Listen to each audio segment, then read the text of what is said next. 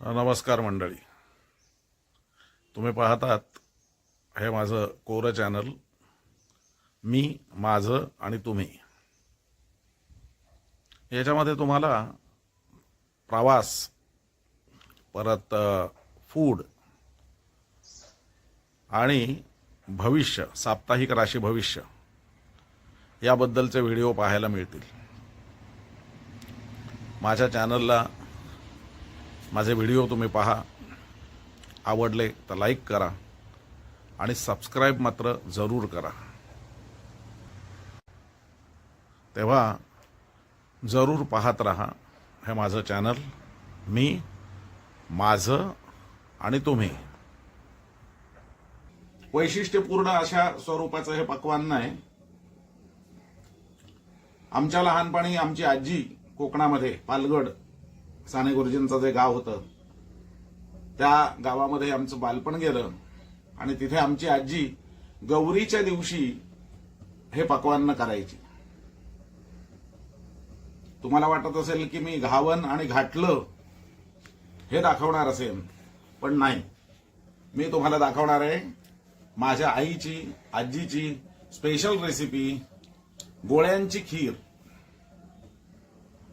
मंडणगड वगैरेच्या आजूबाजूच्या भागांमधून काही ठिकाणी वार्षिक जत्रोत्सव जे असतात त्या जत्रोत्सवामध्ये प्रसाद म्हणून ही खीर केली जाते.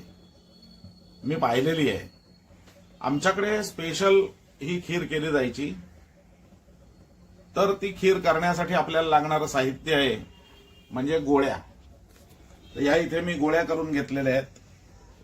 या गोळ्या कशा करायच्या आहेत त्या मी तुम्हाला नंतर सांगतो.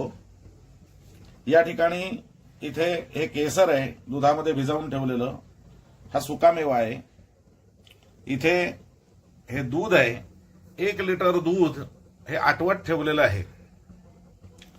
ही दुधात घालायला अर्धी वाटी साखर आहे. ही वेलची आहे आणि हा मावा आहे, मेवा म्हणतात तो. हे पिस्ते आणि काजू आहेत.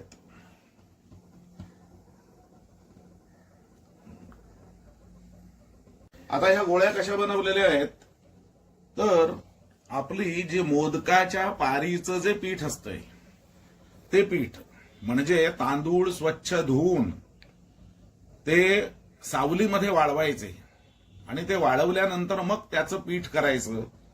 मग त्या पिठाचं आता घट्ट मळलेलं जे पीठ आहे त्या पिठाच्या ह्या लहान लहान गोळ्या करून घेतलेल्या आहेत. आणि या गोळ्या आता मी हे इथे पाणी उकळत ठेवलेलं आहे. हे उकळतं पाणी, या उकळत्या पाण्यामध्ये या गोळ्या मी सोडतोय.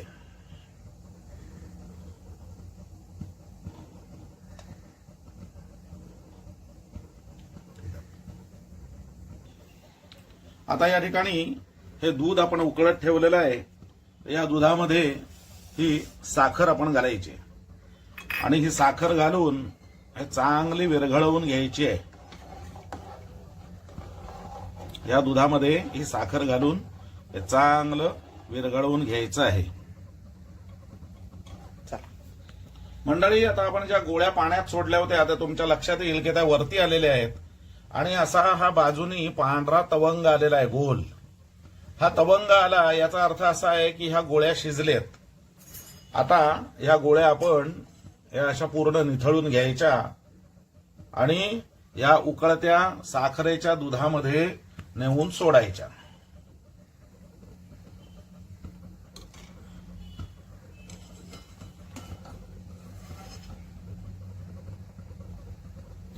या गोळ्या पूर्ण सोडेपर्यंत गॅस बंद करायचा नाही. तो उकळतच राहिल्या पाहिजेत.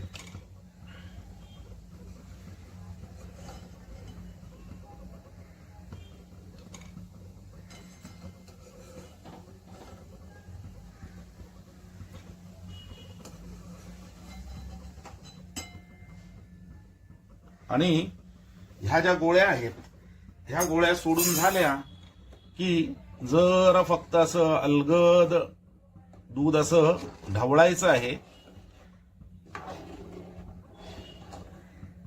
आणि ह्या गोळ्या त्या दुधामध्ये शिजू द्यायच्या आहेत.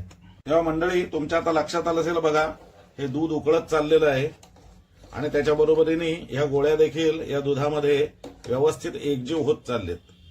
तर या परिस्थितीमध्ये आता आपल्याला हे केशर आणि वेलचीची पावडर अशी एकत्र दुधामध्ये मी करून घेतलेली आहे, कोमट दुधामध्ये. आणि आता ती आपण आतमध्ये घालत आहोत.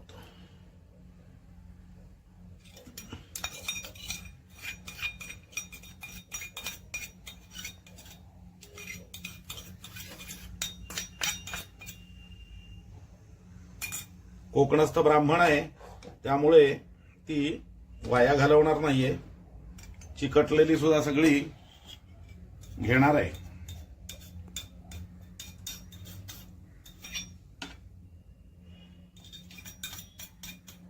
आणि हे घातल्यानंतर हे जे ड्रायफ्रुट्स आहेत किंवा सुखा मेवा आहे, आता मी याच्यामध्ये फक्त काजू आणि पिस्ते घेतलेत, यात बदामही घेतलेत ते चालले असते, मनुका घेतले असत्या तरीही चालल्या असत्या, पण मग ते दूध हे कमी आहे आणि त्यामुळे ते सगळं एकदम गरगट झालं असतं. म्हणून मी फक्त एवढे पिस्ते आणि काजू हे एकाचे 2 भाग करून घेतलेले आहेत आणि हे मी आता याच्यामध्ये घालतोय. आता याला 5 मिनिटं व्यवस्थित असंच मंद आचेवरती हे उकळून द्यायचं आहे. आणि हे उकळल्यानंतर तयार होणार आहे आपली गोळ्यांची खीर. फणसाची खास रेसिपी तुमच्या समोर ठेवली. आता तुम्ही म्हणाल की अंगुरी बासुंदी हा हल्ली जो कॉन्ट्रॅक्टर लोक लग्नामध्ये वाढतात तो पदार्थ सुद्धा असाच आहे. फरक एवढाच आहे की अंगुरी बासुंदीमध्ये जे अंगूर म्हणजे द्राक्षाचे सारखे जे तुम्हाला गोळे असतात ते गोळे छेना किंवा पनीरचे असतात, चांगले ते सच्छिद्र असतात.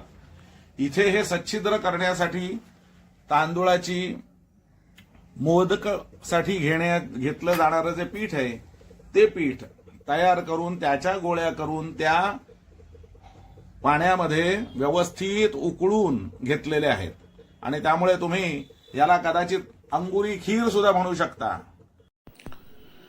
मंडळी, हा व्हिडिओ तुम्हाला आवडला असेल तर लाईक करा, शेअर करा आणि नेहमीच सांगणं, आमचं चॅनल सबस्क्राईब करायला विसरू नका. धन्यवाद.